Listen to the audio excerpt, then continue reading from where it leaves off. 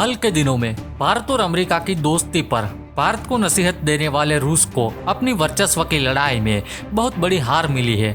Quad संगठन को लेकर अपनी आपत्ति जता चुके रूस ने कूटनीतिक मोर्चे पर नुकसान उठाया है। अब उसकी भरपाई करना रूस के लिए बहुत मुश्किल है। जैसा कि पिछले साल आर्मेनिया अजरबैजान का युद्ध चर्चा का विषय बन गया था। हालांकि अजरबैजान के युद्ध जीतने के ऐलान के बाद नारगोनो काराबाख को लेकर चल रहा युद्ध खत्म हो गया। बाद में रूस ने भले ही शांति बनाए रखने के लिए अपनी शांति सेना भेजने का ऐलान किया, लेकिन इस युद्ध का असली हीरो कहीं ना कहीं तुर्की बन गया। लेकिन सबसे बड़ी हैरान करने वाली बात यह थी कि आर्मेनिया के पास रूस का सुखोई 30 लड़ाकू विमान भी है, लेकिन पूरे युद्ध में आर्मेनिया रूस के सुखोई 30 लड़ाकू विमानों का उपयोग नहीं कर पाया, क्योंकि रूस नहीं चाहता था कि अजरबैजान की सहायता के लिए तैनात तुर्की के F-16 फाइटर जेट का सामना सुखोई 30 फाइटर जेट से हो। अब ऐसे में रूस कहीं ना कहीं आर्मेनिया की हार का कारण बना और आर्मेनिया की हार से रूस को कूटनीतिक मोर्चे पर बहुत बड़ी हार का सामना भी करना पड़ा है। और इस बात का अंदाजा रूस को भी हो चुका है और अब रूस अपने इसी कूटनीतिक नुकसान की भरपाई करने के लिए रूस अजरबैजान और आर्मेनिया के साथ मार्च में त्रिपक्षीय वर्किंग ग्रुप की स्थापना करने जा रहा है।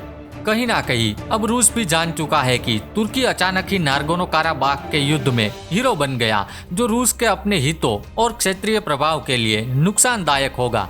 अब ऐसे में रूस तुर्की को अपने इन पड़ोसियों से दूर धकेलने का प्रयास कर रहा है। वैसे एक तथ्य ये भी है कि अगर रूस की नज़र से देखा जाए तो जब रूस ने क्रीमिया पर कब्जा कर लिया था, तब रूस ने अपने बचाव में तर्क दिया था कि क्रीमिया में रूसी मुल्क की जनता सबसे ज्यादा रहती है, ऐसे में रूस का क्रीमिया पर कब्जा करना ठीक है। अगर ऐसे में रूस के क्रीमिया वाले तर्क को आधार बनाया जाए तो नारगोनो काराबाख पर भी आर्मेनिया का कब्जा होना चाहिए, क्योंकि वहां पर आर्मेनिया के नागरिक सबसे ज्यादा रहते हैं। लेकिन रूस ने इस तर्क को यहां पर लागू नहीं होने दिया। हालांकि व्लादिमीर पुतिन एक मजबूत नेता है, लेकिन पिछले कुछ महीनों में पुतिन अपने रिटायरमेंट को सुरक्षित बनाने की कोशिशों में लगे हुए हैं, ताकि जब वो सत्ता से बाहर हो तब बिना किसी कानूनी डर से अपना जीवन जीते रहे। और यही वजह है कि रूस को पिछले कुछ समय से कूटनीतिक मोर्चों पर भारी नुकसान उठाना पड़ रहा है। नारगोनो काराबाख के इस पूरे इलाके में आर्मेनिया या फिर तुर्की समर्थित अजरबैजान दोनों में से किसका कब्जा होना चाहिए, यह हमें आप कमेंट के माध्यम से जरूर बताइएगा। तो ये थी आज की रूस की कूटनीति से जुड़ी हुई लाइव अपडेट्स। फिर मिलेंगे देश और दुनिया की ऐसी ही नई खबरों के साथ। तब तक के लिए जय हिंद।